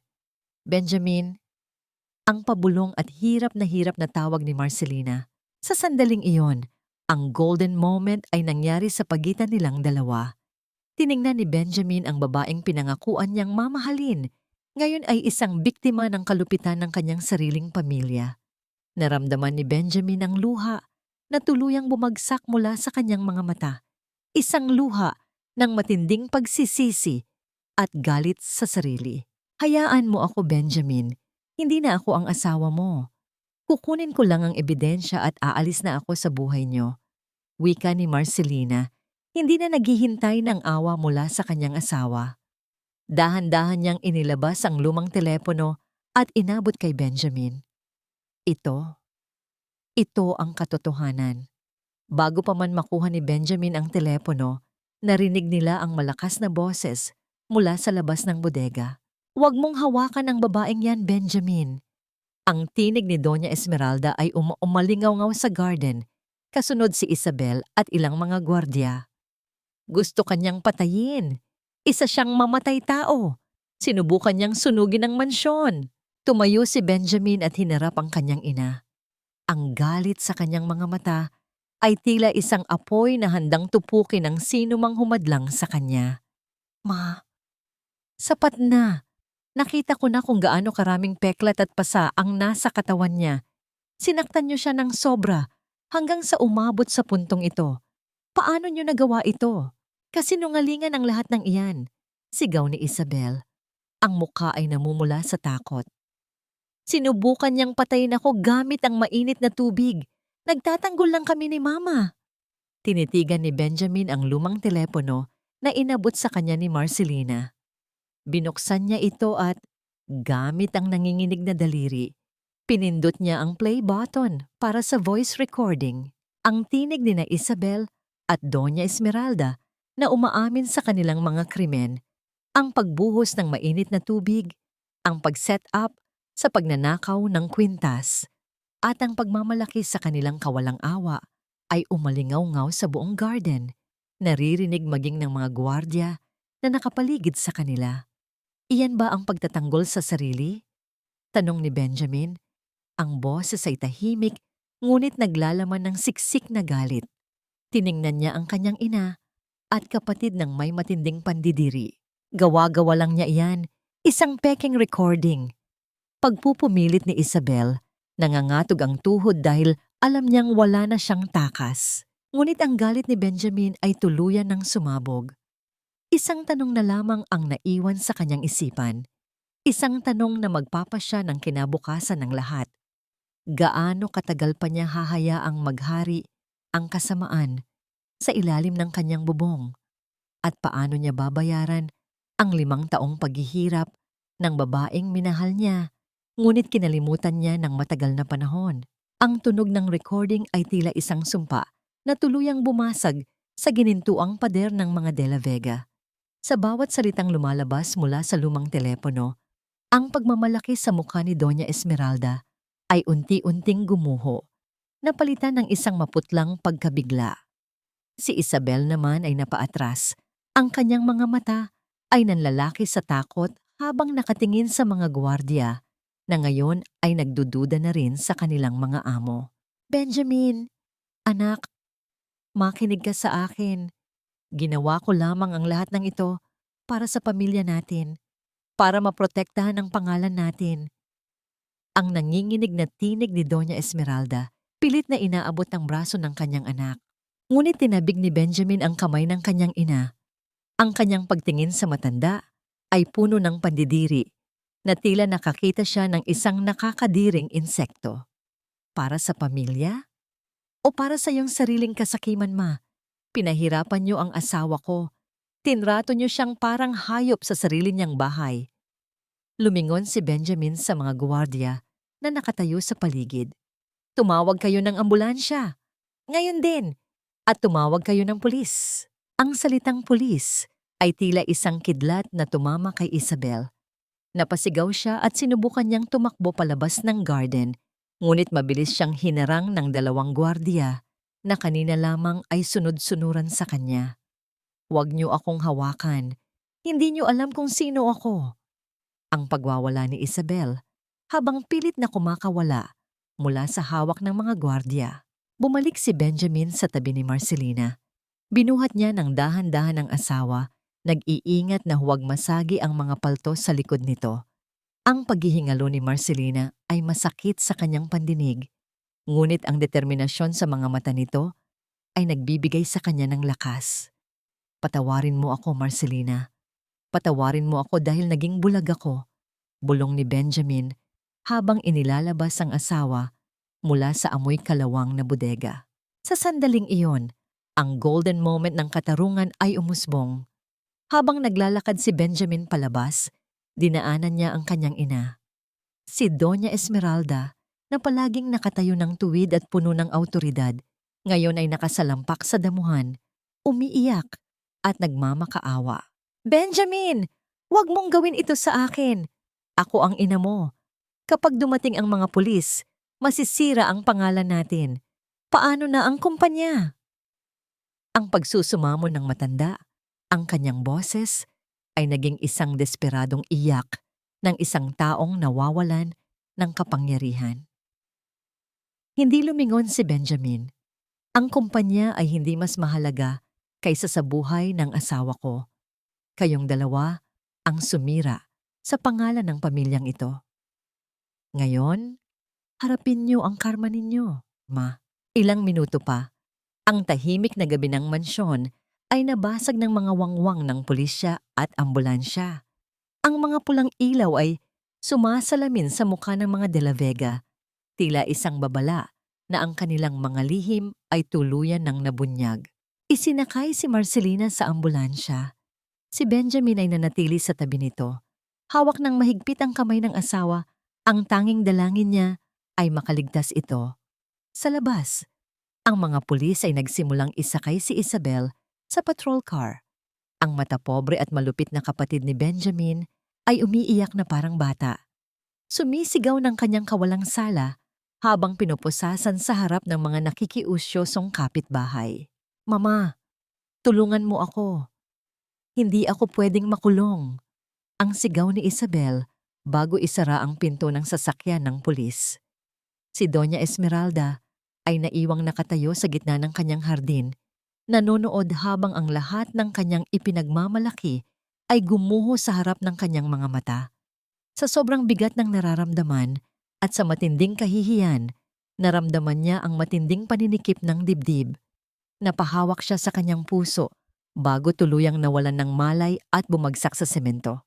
Sa isang iglap, ang mansyong dating simbolo ng kapangyarihan at pagmamataas ay naging isang malungkot na alaala ng pagkawasak ng isang pamilya. Habang umaandar ang ambulansya palayo, nakatingin si Benjamin sa maputlang mukha ni Marcelina. Alam niyang nagsisimula pa lamang ang kanilang laban, hindi lamang sa husgado, kundi pati na rin sa paghihilom ng mga sugat na idinulot ng kanilang nakaraan. Ngunit paano niya hihingin ang kapatawaran ng isang pusong matagal na niyang pinabayaan at tuluyan na bang magiging malaya si Marcelina mula sa multo ng pamilya De La Vega? Ang amoy ng antiseptic sa loob ng ospital ay isang malaking kaibahan sa maruming hangin ng bodega. Ngunit para kay Marcelina, pareho itong nagpapaalala ng kanyang kahinaan. 2 linggo na siyang nakaratay sa isang pribadong kwarto. Ang kanyang mga sugat ay nagsisimula ng maghilom, ngunit ang mga alaala ay nananatiling sariwa, tila mga bagong tahi na madaling bumuka sa bawat maling galaw. Sa labas ng ospital, ang mundo ng mga De La Vega ay tuluyan ng gumuho. Ang mga pahayagan at balita sa telebisyon ay walang ibang pinag-uusapan kundi ang eskandalo sa mansyon. Ang mga dating kakampi at kaibigan ni Doña Esmeralda sa mataas na lipunan ay mabilis na tumalikod sa kanila. Ang pamilya ni Clarissa, ang babaeng ipinapakasundo kay Benjamin, ay agad na naglabas ng pahayag na pumuputol sa anumang ugnayan sa kumpanya ng mga De La Vega. Ang mga investor ay nag-pull out dahilan upang bumagsak ang presyo ng kanilang shares sa pinakamababang antas. Si Isabel ay nananatili sa loob ng kulungan, naghihintay ng paglilitis para sa kasong serious physical injuries at illegal detention. Samantala, si Doña Esmeralda, bagaman nakaligtas sa mild heart attack, ay naiwang mag-isa sa malaking mansyon, isang reynang walang kaharian, walang mga utusan, at higit sa lahat, walang anak na nagpapahalaga sa kanya. Marcelina, narito ang sabaw. Kailangan mong ubusin ito para mas bumilis ang paggaling mo. Ang boses ni Benjamin ay malambing at puno ng pag-iingat. Pumasok siya sa kwarto, bitbit ang isang tray ng mainit na pagkain. Mula nang dalhin niya si Marcelina sa ospital, hindi na siya umalis sa tabi nito. Siya na mismo ang nagpapalit ng benda, nagpapainom ng gamot at nagbabantay tuwing gabi. Ngunit para kay Marcelina, ang lahat ng atensyong ito ay dumating ng napakahuli. Isang golden moment ng katahimikan ang namayani. Tiningnan ni Marcelina si Benjamin. Nakita niya ang lalaking payat, puyat at puno ng pagsisisi. Isang malaking kaibahan sa maipagmamalaki at walang pakialam na asawa na nakita niya sa labi ng kumpanya ilang linggo na ang nakalilipas. Ngunit ang pusong nasanay na sa sakit ay hindi madaling muling tumibok para sa pag-ibig. Benjamin, pwede ba tayong mag-usap? Ang mahinang wika ni Marcelina. Ang kanyang boses ay kalmado, ngunit naglalaman ng isang pinal na desisyon.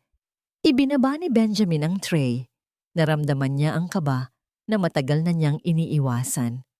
Ano yon, Marcelina? Kung tungkol ito sa kaso, huwag kang mag-alala. Sisiguraduhin kong pagbabayaran nila Mama at Isabel ang lahat ng ginawa nila sa'yo. Hindi tungkol sa kanila. Tungkol ito sa atin. Sagot ni Marcelina. Dahan-dahan niyang inilabas ang isang puting envelope mula sa ilalim ng kanyang unan. Inabot niya ito kay Benjamin. Kinuha ni Benjamin ang envelope. Nang buksan niya ito, ang kanyang mundo ay tila huminto. Ito ay isang dokumento para sa annulment. Pirmado na ni Marcelina. Marcelina, bakit? Ang nanginginig na tanong ni Benjamin. Ang luha ay nagsisimulang mamuo sa kanyang mga mata. Alam kong malaki ang kasalanan ko. Naging duwag ako at hinayaan kong saktan kanila. Pero nagbabago na ako. Iiwan ko ang kumpanya. Iiwan ko ang pamilya ko. Magsisimula tayo ng bago. Bigyan mo ako ng pagkakataon na patunayan sa iyo na kaya kitang mahalin ng tama. Lumapit si Benjamin at sinubukang hawakan ang kamay ni Marcelina, ngunit dahan-dahang iniwas ito ng babae. Ang pag-iwas na yon ay tila isang matalim na kutsilyo na dumiin sa puso ni Benjamin. Benjamin, noong gabing nasa loob ako ng nasusunog na kwarto at noong mga oras na nakakulong ako sa bodega, hindi ko naisip na baka dumating ka para iligtas ako. Naisip ko lang, paano ako mabubuhay ng mag-isa? Ang kalmadong pahayag ni Marcelina, bagaman ang kanyang mga mata ay nangingilid sa luha. Salamat sa pagliligtas mo sa akin sa huli. Pero ang 5 taong pananahimik mo, iyon ang sugat na hindi kayang pagalingin ng paghingi mo ng tawad. Tumungo si Benjamin. Ang mga luha ay tuluyan ng bumagsak. Huwag mong gawin ito. Pakiusap. Hindi ko kaya na mawala ka. Kaya mo. Nabuhay kang wala ako habang nasa iisang bubong tayo. Ang sagot ni Marcelina. Isang katotohanang walang halong pait, kundi purong pagtanggap. Pinapalaya na kita sa obligasyon mo sa akin. At pinapalaya ko na rin ang sarili ko. Ayaw ko nang maging anino ng utang na loob.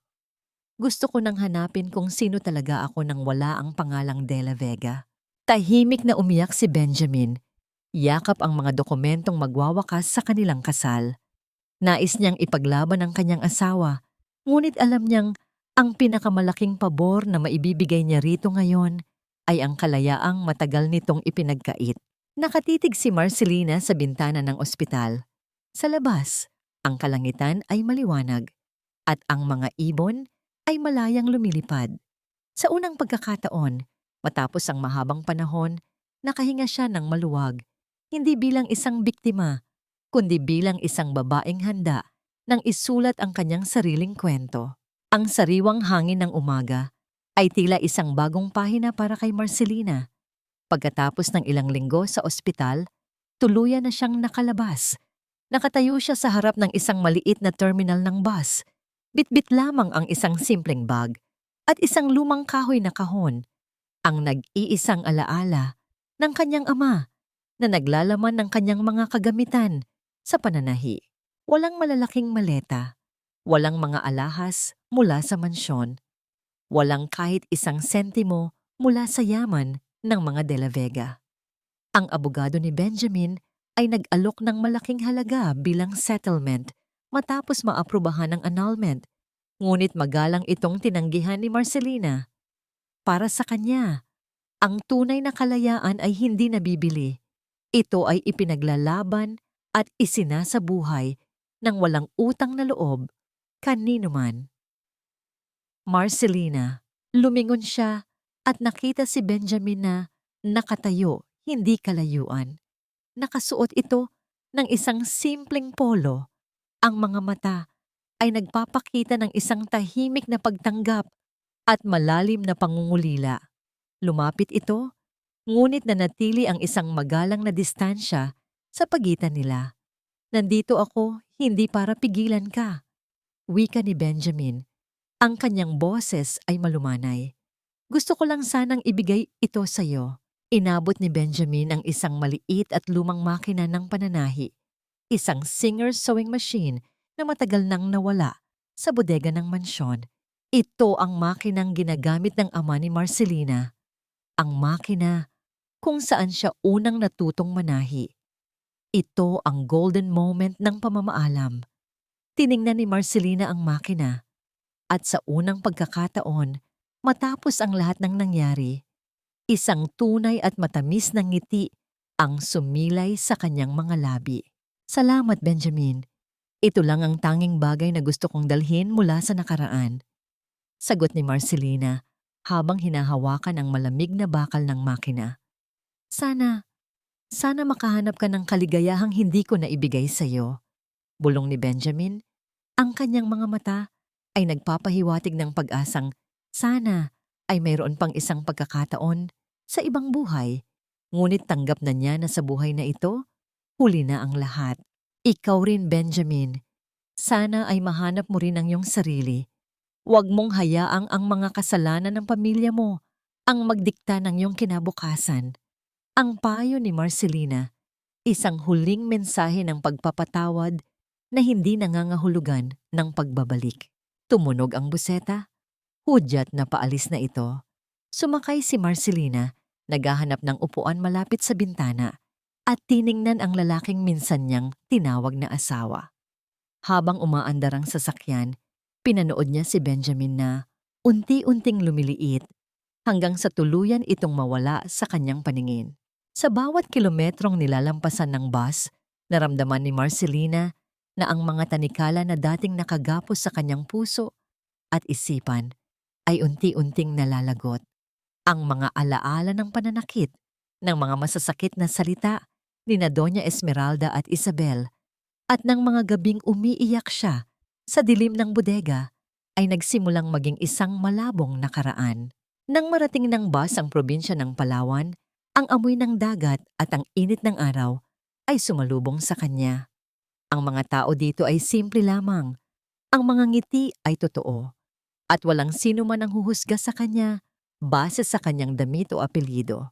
Naglakad si Marcelina patungo sa isang maliit na pwesto malapit sa tabing dagat na nirentahan niya gamit ang kanyang naipong pera bago pa man mangyari ang trahedya sa mansyon.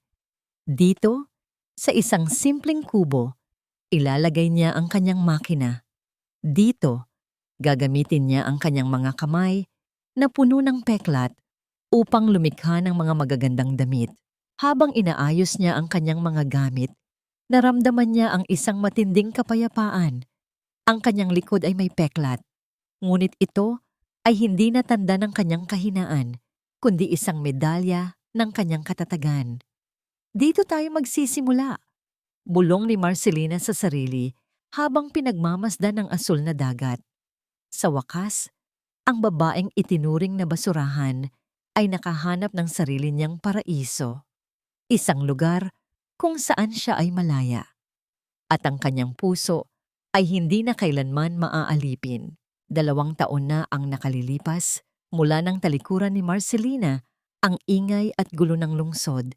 At ang bawat araw sa lalawigan ng Palawan ay tila isang marahang haplos ng kalikasan sa kanyang sugatang kaluluwa. Sa isang maliit na bahay na yari sa kawayan at nipa na nakatayo sa harap ng malawak at asul na dagat, matatagpuan ang isang karatula na gawa sa kahoy, dangal, tahi at likha ni Marcelina. Dito, sa loob ng kanyang maliit na shop, hindi lamang tela ang tinatahi ni Marcelina. Tinatahi rin niya ang mga pangarap ng mga kababaihan sa kanilang nayon na nakaranas din ng hirap at pang-aapi. Ang lumang makina na ibinigay ni Benjamin ay patuloy sa pag-ikot, ngunit ang bawat tunog nito ay hindi na nagpapaalala ng takot, kundi ng tagumpay. Ang bawat peklat sa likod ni Marcelina ay naghilom na. Hindi na ito mapula at hindi na kumikirot sa tuwing sasapit ang gabi. Bagaman nananatili ang mga marka sa kanyang balat, itinuturing na niya itong mga medalya ng kanyang katatagan. Sa tuwing tinitignan niya ang kanyang sarili sa salamin, hindi na isang anino ang nakikita niya, kundi isang babaeng puno ng buhay, may sariling pangalan at may sariling dangal. Sa kabilang dako, ang katarungan ay dahan-dahang nais sa katuparan. Si Isabel ay nananatili sa loob ng piitan, kung saan ang kanyang dating karangyaan ay pinalitan ng rehas at malamig na semento. Doon, may sapat siyang panahon upang pag-isipan ng bawat hapdi na idinulot niya kay Marcelina. Si Doña Esmeralda naman ay nananatiling mag-isa sa kanilang malaking mansyon. Ang bawat silid ay tahimik at ang tanging kasama niya ay ang mga alaala ng kanyang mga kasalanan. Ang yaman na dati ay kanyang ipinagmamalaki ay naging isang malungkot na bilangguan para sa kanyang pagtanda. Si Benjamin ay nagbago na rin. Iniwan niya ang pamumuno sa malaking korporasyon at pumili ng mas payak na buhay. Madalas siyang magpadala ng tulong sa mga foundation para sa mga biktima ng domestic abuse bilang paraan ng kanyang patuloy na pagsisisi. Paminsan-minsan, bumibisita siya sa Palawan, ngunit nananatili siya sa malayo. Sapat na sa kanya ang makitang tumatawa si Marcelina habang nagtuturo sa kanyang mga estudyante. Alam ni Benjamin na ang pinakamalaking pag-ibig na maibibigay niya ngayon ay ang paggalang sa distansyang hinihingi ng kapayapaan ni Marcelina. Sa katanungan kung nakapagpatawad na ba si Marcelina, ang sagot ay matatagpuan sa kanyang mga mata. Ang pagpapatawad para sa kanya ay hindi nangangahulugan ng pagbabalik sa dati. Ito ay ang pagbitaw sa bigat ng galit upang siya ay makalakad ng tuwid. Napatawad na niya ang pamilyang De La Vega, hindi dahil karapat-dapat sila, kundi dahil karapat-dapat ang kanyang puso sa katahimikan. Ang tunay na binin o kapayapaan ay nahanap na niya. Wala na ang kaba sa bawat yabag ng sapatos, wala na ang takot sa bawat sigaw. Ang kanyang buhay ngayon ay kasing payapa ng dagat sa ilalim ng liwanag ng buwan. Ang bayhak o aral na iniwan ng kanyang kwento ay simpleng ngunit malalim. Ang tunay na halaga ng isang tao ay hindi nasusukat sa yamang namamana o sa utang na loob na ipinipilit ng iba. Ang dangal ay nagmumula sa loob, sa lakas ng loob na tumayo, sa tapang na magsimulang muli, at sa karapatang mahalin ang sarili bago ang iba. Sa huling sandali ng araw, habang pinagmamasdan ni Marcelina ang paglubog ng araw sa dalampasigan, hinawakan niya ang kanyang dibdib. Ang kanyang puso ay hindi na alipin. Ang kanyang puso ay malaya na.